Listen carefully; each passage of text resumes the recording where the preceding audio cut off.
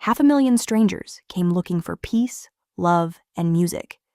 Daisy came looking for escape, and somewhere in the mud, she would lose more than she expected. Chapter 3. Where the Music Drowned the War. August 1969.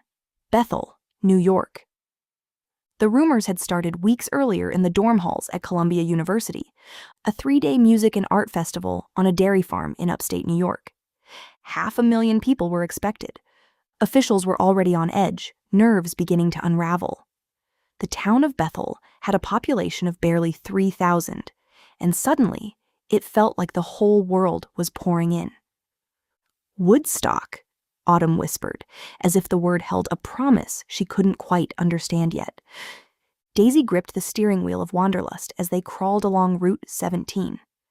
Traffic stretched for miles, buses painted with psychedelic swirls, Volkswagen vans coughing out smoke, hitchhikers holding cardboard signs that read, "Love, Peace, and Ride."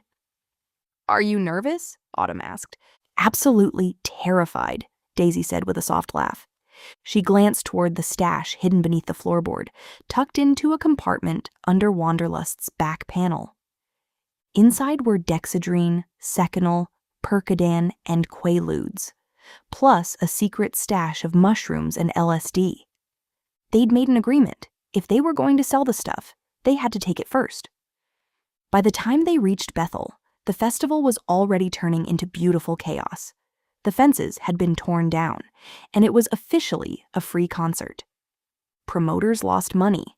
History gained a few legends. They parked in a sea of vans, buses, tents, and bodies. The air carried the thick scent of grass, patchouli oil, and weed. You could almost taste it. The rain came first, then came the mud. By the second day, the dairy farm looked more like a city than farmland. People slid downhill through the mud, laughing, while thousands of naked souls danced as if nothing else in the world existed. More than 400,000 people showed up that weekend. Some estimates pushed the number closer to 500,000. There were shortages of food, water, medical supplies, and portable toilets. The National Guard airlifted supplies, and in spite of the chaos, the festival remained remarkably peaceful. Daisy and Autumn set up quietly and spread the word. The girls with the good stuff spread like wildfire. They made friends quickly. A guitarist from Ohio, a poet from Queens, a Vietnam vet who didn't say much, but bought enough Seconal to quiet the ghosts. At night, the stage lights turned the rain into something electric. With other performers delayed on the road, Richie Havens took the stage first. Janis Joplin delivered an unforgettable performance. Later, Jimi Hendrix turned the Star-Spangled Banner into something that seemed to capture the chaos of the moment itself. On the second night, Daisy took her first tab of LSD. "Cheers to spectacularly bad decisions," Autumn said with a grin as she took hers. The world melted, the rain felt like silk, the music felt bright and alive, and at some point, they got naked and ran laughing into the rain with everyone else. Daisy laughed so hard, she forgot what sadness felt like. Eventually, the rain stopped. Mud clung to everything, their ankles, their hair, even their eyelashes. The air smelled like wet grass, mud, and sweat. Daisy and Autumn sat cross-legged inside the van, staring at each other. The LSD had begun hitting them differently. Not sudden, not overwhelming, just slowly enough to open up the world around them. "You feel that?" Autumn whispered. Daisy laughed slowly. "I can actually see it." The music from the stage pulsed through the ground like drums. It wasn't just music anymore. It was color. Autumn stood so quickly she nearly slipped. "We have to paint." Daisy laughed, half high on the music and the LSD. "Paint what?" Autumn pointed upward, where the sky seemed to vibrate in beautiful, surreal colors. "The freaking sky?" she said. "We're going to put it on the top of the van." They ran outside barefoot, slipping in the mud as they grabbed the half-empty cans of paint they'd stashed weeks earlier. White, bright pink, cobalt blue, and sunshine yellow.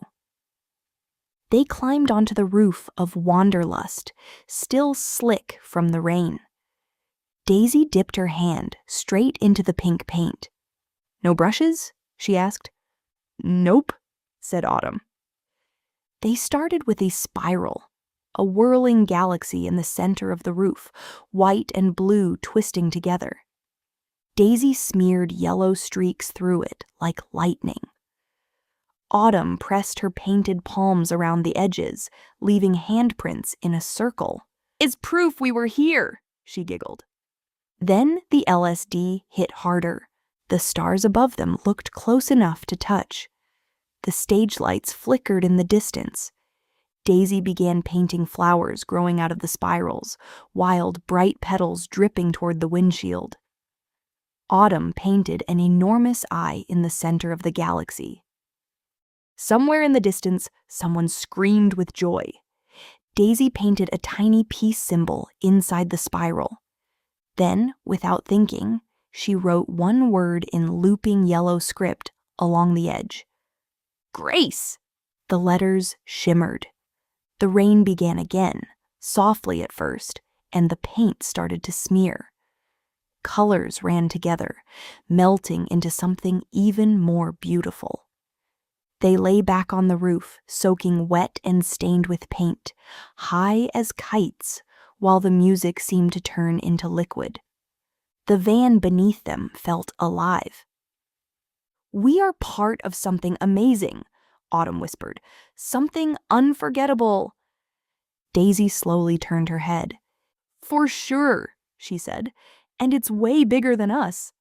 Lightning struck somewhere far away, illuminating a field filled with hundreds of thousands of bodies. For one suspended moment, somewhere between the mud and the sky, Daisy felt completely free from grief. No war, no fathers, no future, just color and music. By morning, the roof of Wanderlust looked like a dream that had survived a storm, spirals bleeding into flowers, handprints fading into constellations. It wasn't perfect, it was crazy, just like they were. For 4 days, Daisy didn't think about hospitals, adoption papers, or draft notices. They met Lucas that first night. He was tall and good-looking, with a guitar slung across his back, and a smile that made it seem like he didn't have a single worry in the world. Autumn looked at him as if she'd been waiting her whole life for him.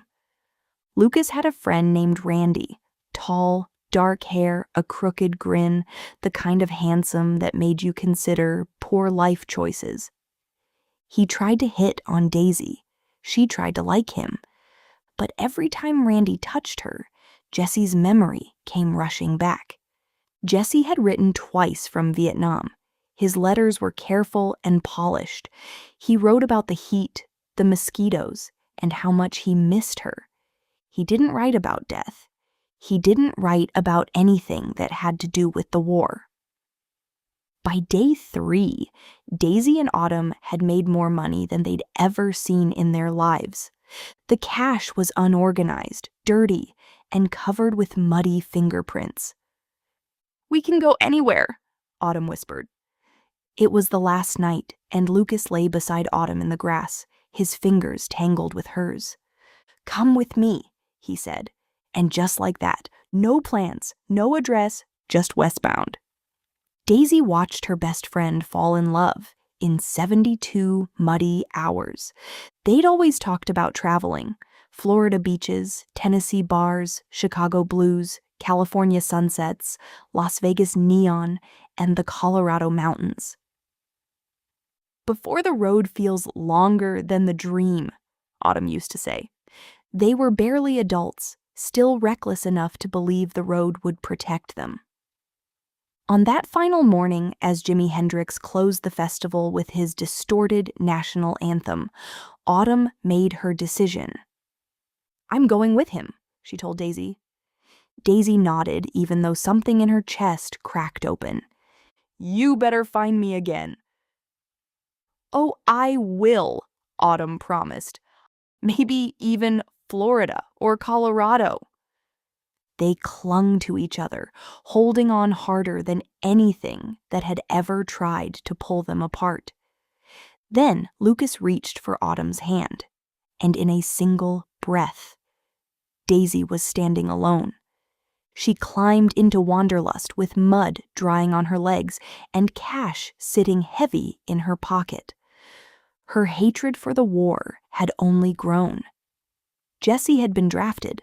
America was bleeding. The Equal Rights Amendment was gaining support, and anti-war marches were growing larger. Washington, D.C. was calling her name. She turned the key. The engine sputtered, then started. All right, Wanderlust, she whispered. Next stop, Revolution. The road out of Bethel was slow, clogged with people exhausted from all of it. In the rearview mirror, Daisy watched Woodstock disappear into the haze.